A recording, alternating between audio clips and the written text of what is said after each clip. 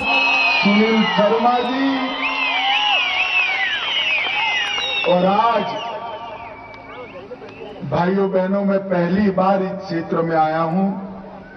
जब हेलीकॉप्टर से इस ओर निकला, ये पहाड़ियां, आसमान को छूने वाली पहाड़ियां और दुर्गम क्षेत्र, उसको देखकर मुझे लगा ये सुनील ने कहां मेरी सभा रख दी है। मगर भाइयों बहनों, इस विराट सभा में इतनी बड़ी जनसंख्या में आए हुए प्यारे भाइयों बहनों माताओं और मेरे गुर्जर भाइयों को मेरा प्रणाम, नमस्कार। सबसे पहले मचेल माता के चरणों में शीश झुकाकर मैं प्रणाम करना चाहता हूं। आज मेरी बहुत इच्छा थी कि मां के दरबार में हाजिरी लगाकर आऊं, मगर तीसरी सभा भी रख दी रामबन में, हो नहीं पाया। मैं आज मां के चरणों में वादा कर कर जाता हूं, सुनील और हमारी बहन परिहार को जिता दीजिए, यहां मैं मां के चरणों में शीश झुकाने जरूर आऊंगा। ईश्वर पादर और नागसेनी की इस पवित्र भूमि ने कई सालों तक भारत को मजबूत रखने का, एक रखने का साहस भी दिखाया है, हौसला भी दिखाया है और इसके लिए बलिदान भी दिए। आज जम्मू कश्मीर का एक क्षेत्र अगर तिरंगे से सुशोभित है तो मैं इस भूमि के हमारे पूर्वजों को इसके लिए सत सत नमन करूंगा। भी तो हमने वो दिन भी देखे, विभाजन के दिन देखे, 90 में आतंकवाद के दिन देखे। चंद्रकांत शर्मा हो या परिहार बंधु हो, वो सभी ने कुर्बानियां दी। मैं आज इस क्षेत्र के शहीद सभी भाइयों को याद कर कर आपके बीच में वादा कर कर जाता हूं, आतंकवाद को इतना नीचे दफन करेंगे कि कभी बाहर ना आए। मैंने जानबूझकर कहा था मेरी पहाड़ियों में सभा जरूर लगाना। अभी अभी 90 की तरह प्रयास हो रहे हैं यहां आतंकवाद को फिर से मजबूत करने के। एनसी कांग्रेस ने कुछ वादे भी ऐसे किए हैं, उनकी सरकार आएगी तो इन आतंकवादियों को छोड़ देंगे।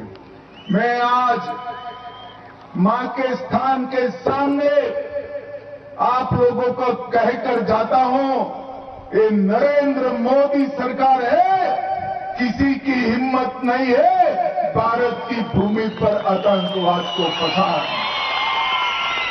हमने वीडीटी और एसपीओ के तंत्र को मजबूत करने का काम किया है। 303 की पुरानी भारी राइफलों की जगह इनको एसएलआर से लैस कर रहे हैं और इसके साथ साथ एक ऐसी सुरक्षा ग्रिड भी खड़ी कर रहे हैं, जितने लोगों को आने की इच्छा हो कहीं से भी आ जाए, सबका अंत यही पहाड़ियों में करने का काम हमारी सेना और हमारे जवान करेंगे। भाइयों बहनों, ये जो चुनाव है,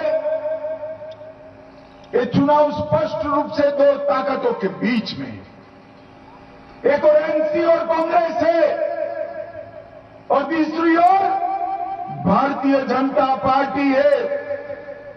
एनसी और कांग्रेस कहती है कि अगर हमारी सरकार बनी